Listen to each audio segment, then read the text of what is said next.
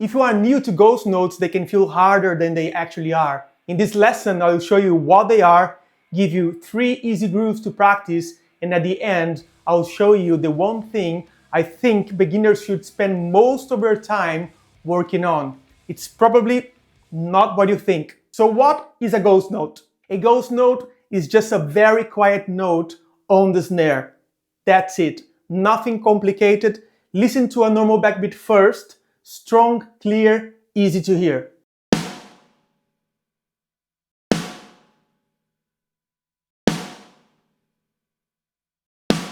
Now listen to a ghost note.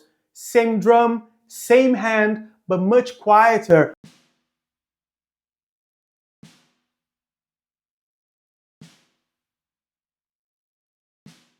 One of the easiest ways to control that difference is stick height. The backbeat starts high and hits hard. The ghost notes stays low and barely touches the drum. The ghost notes add movement and space on the groove. It's not there to grab your attention. It sits underneath the main groove and adds movement and texture.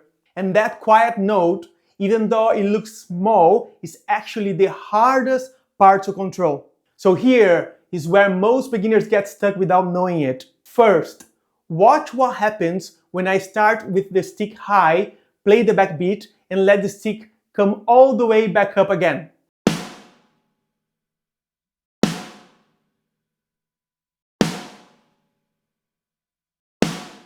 Now watch the same groove again. I'm still starting high and I'm playing the backbeat with the same strength.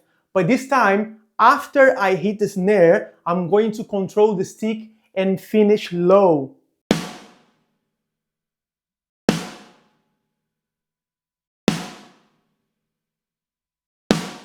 Can you see the difference? In the first version, the stick starts high and finishes high. In the second version, it still starts high, but after the backbeat, it finished low, close to the snare. And that's exactly where I want my hand to be if the next note is going to be a ghost note. So just remember, loud note, stick finish slow, quiet note comes easier. That's the whole idea.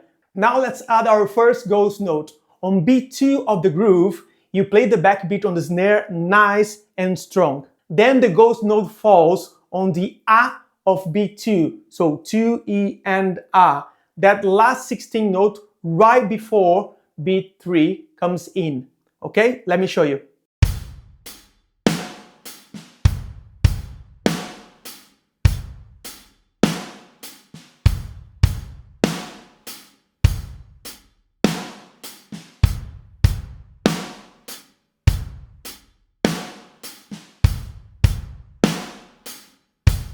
Here's the connection. Your backbeat on 2 finished slow.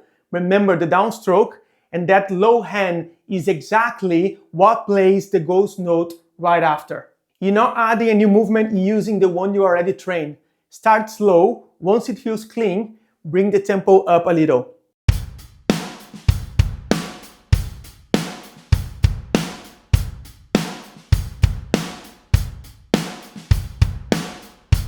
Groove 2, now this one flips the order. The ghost note lands early this time on the E of beat 1. So 1, E, and A. So basically, it comes right after beat 1.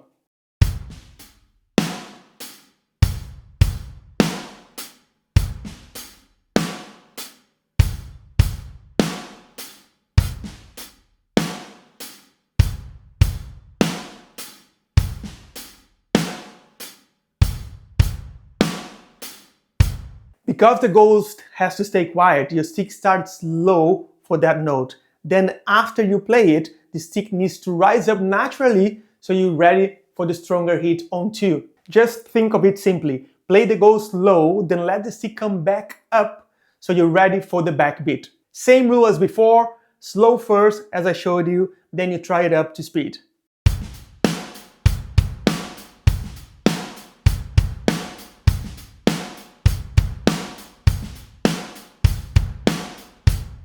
Well done. Now, this last groove is not new. It's just the 2 movements you already practiced, now living inside the same bar. The ghost note after beat 1 and the ghost note after beat 2. That's it.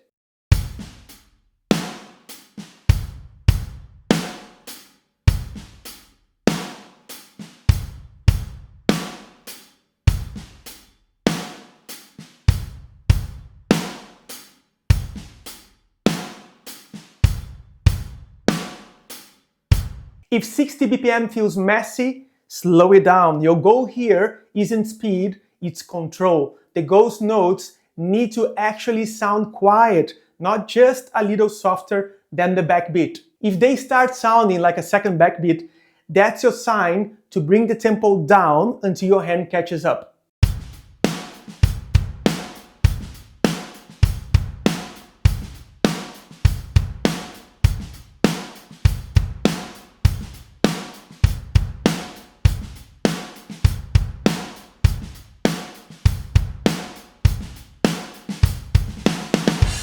Now, here's the thing most beginners are never told, and it's actually why I wanted to make this lesson after a subscriber asked me to cover ghost notes in the first place. Most drummers think the fix for loud ghost notes is more ghost note grooves. Learn more patterns, practice more combinations, collect more exercises, but that's not where the real change happens. If you want your ghost notes to sound clean, spend your time on a normal groove with no ghost notes at all.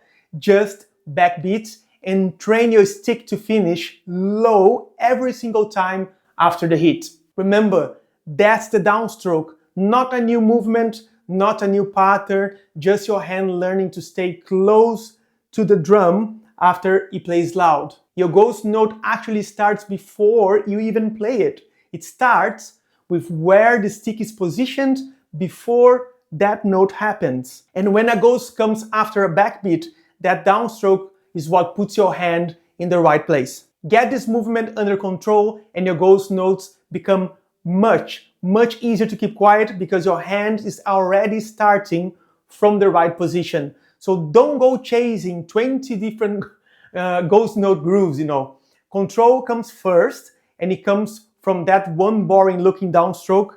Play it over and over on a normal groove until your hand does it without thinking. So, quick recap. A ghost note is just a quiet note. After every backbeat, keep the stick low. Practice all 3 grooves slow before you speed them up. And most important of all, that downstroke practice, even without ghost notes, is where the real change happens. Ghost notes are great, but there's one problem I would fix before worrying about making your grooves more advanced. If you can play the beat, but every time you go into a fill, you lose the metronome or struggle to come back on time, that's going to affect every song you play. I made a free PDF called the Backbeat Code Reset to help you fix exactly that. It gives you a simple way to practice going from groove to fill and back without losing the beat. The link is below. Now watch this lesson right here next and keep moving your drumming forward. I'll see you on the next one. Bye!